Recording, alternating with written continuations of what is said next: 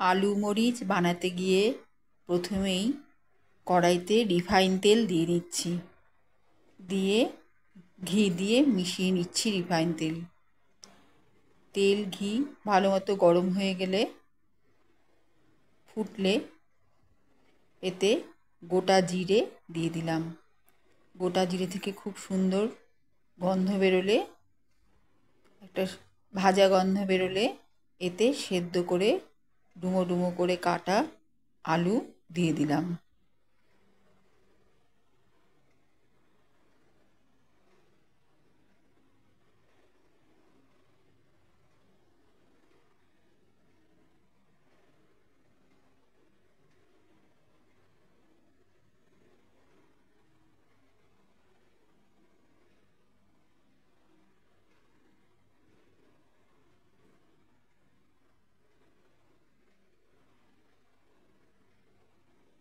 ভালো করে ভেজে নিচ্ছি।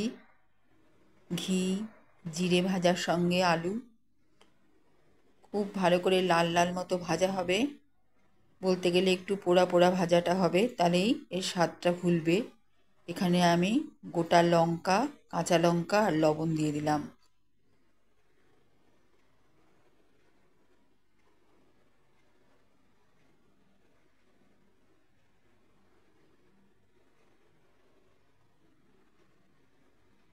খুব সুন্দর সুঘ্রাণ বেরিয়েছে।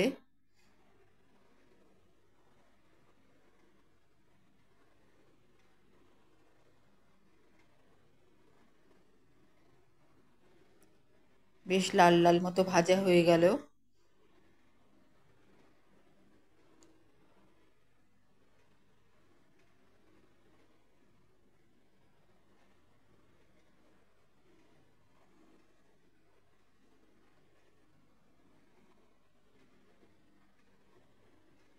এবারে সামান্য জল ছড়িয়ে দিলাম চারপাশ দিয়ে, যাতে মশলাটা পুড়ে না যায়। জলটা ভালো মতো ফুটতে আরম্ভ করলো মশলার সঙ্গে। এবারে আমি একটু ফ্রেশ ক্রিম দিয়ে দিলাম।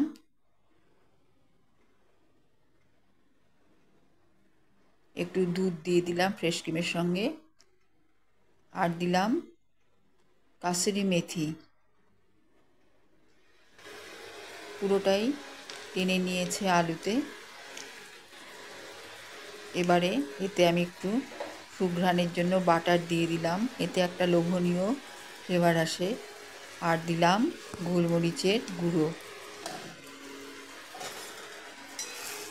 এই সব কিছু দিয়ে হালকা হাতে এই মশলাগুলো আমি টানিয়ে নেব।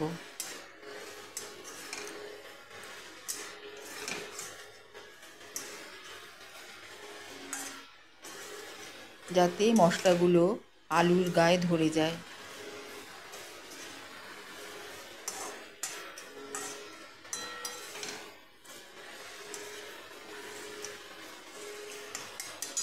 এইভাবে মশলাগুলো শুকিয়ে শুকনো শুকনো হয়ে এসছে, আলুর সঙ্গে লেগে গিয়েছে।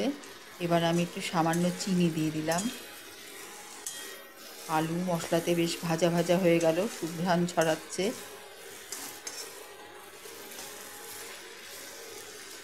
কড়াই থেকেও মশলা ছেড়ে দিচ্ছে, তার মানে হয়ে গিয়েছে। এবারে আমি এটা তুলে রাখছি অন্য একটা জায়গায়।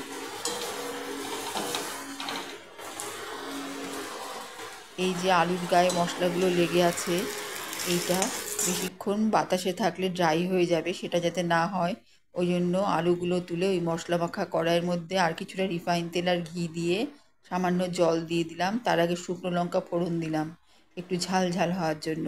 এবার ওইটা একটু চিনি আর একটু সামান্য দুধ এই দিয়ে একটা গ্রেভি বানিয়ে এর উপর দিয়ে ছড়িয়ে দিলাম, এই জন্যই যাতে মশলাগুলো শুকিয়ে না যায়, তেল তেলে ভাব থাকে।